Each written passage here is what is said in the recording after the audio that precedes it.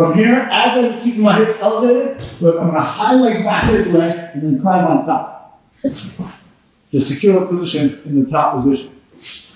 When I drop to the position knee here, I don't want to stay here, and I also don't want to release it until I get choked. The moment I drop, I rotate my knee out in this way. I drop, I rotate. And now from here, look, I drive off, spring forward, bring my back to the floor into this position.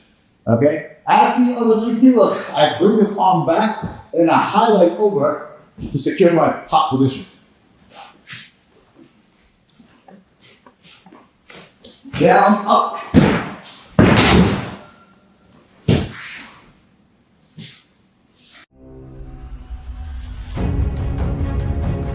Alright, so one more in the ear-to-ear series, we do the ear-to-ear oscillator. Traditionally, you're sort of in this position, you're gonna go upright, pull the person's weight out this leg, and then leap this leg. It's front facing this direction. I'm shifting all the way onto this leg here, reaping the leg and kicking them down.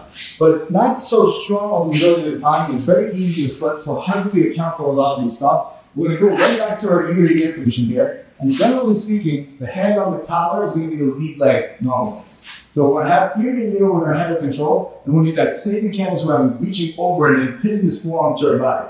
This is going to allow us, when we have that external rotation, to all balance our opponent properly using our head and arm placement. If I have a gi, I can use my hands to pull. There is no gi. So now from this position, we're going to have to pinch this elbow outward and use my head to drive the weight onto this leg. Sometimes from here, I'm able to go high and pull the head down, and as this head comes back up, look, I rotate my body weight down, pin this elbow down to my side. It's very important to secure this arm. And as I do so, look, I bring this arm high where I'm controlling the chin. If his head slips out from underneath, I'm going to be in a lot of trouble. So this is one of those things you have to time perfectly. And we did in our foot sweeps and trips technique video, right? Doing a sort of guy off with that when you're catching the club and you're going at the same time. But this is going to be slightly different. The situation here is that it's sort of early on in the match, and you're not as sweaty.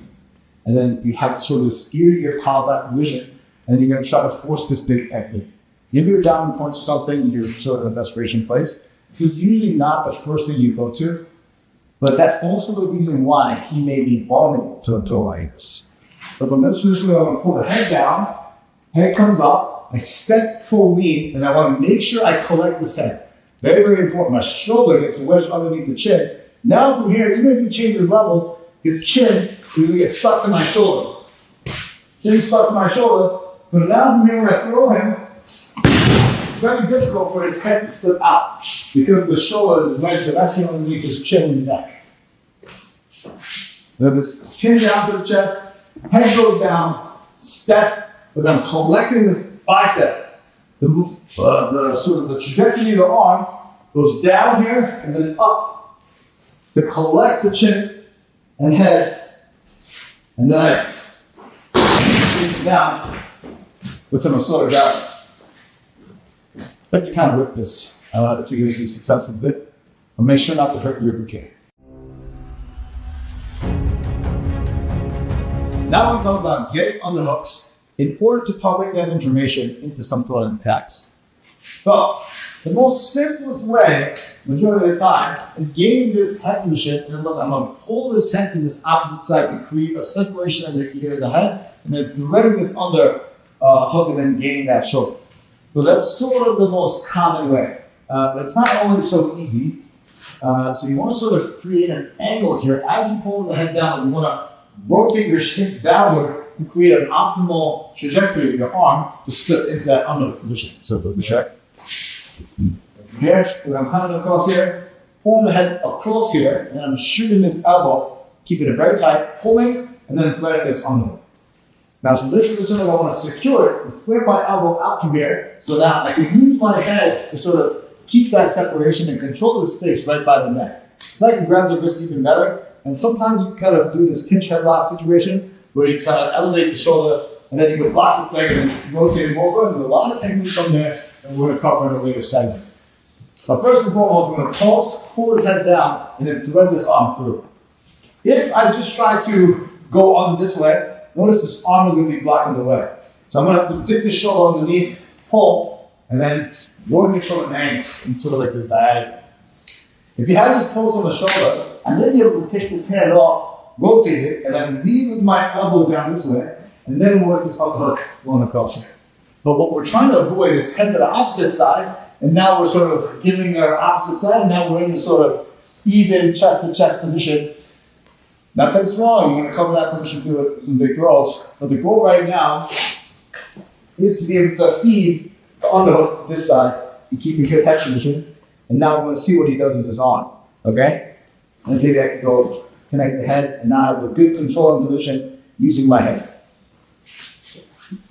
Sometimes, when he grabs his wrist, I can take two on one hand, right? And I can use my head and then slip this arm to the inside and then work this underhook as well, keeping this arm. And now from here, I can sort of use this arm to kind of trap everything. He's going to want to try to peel this hand off, and that's when that hand comes to me, and I can grab that wrist.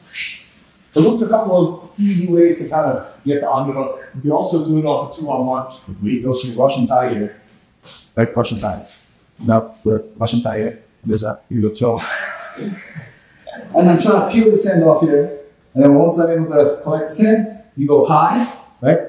Sometimes if I can't peel it off, I just bring this elbow to me. Right to me, and then from here, as the position of the wrist makes it right now, so I can clear this hand to the inside. Now I place this hand underneath, and now I have an underhook. And from there, we're going to go over sort of the Patatoshi series. So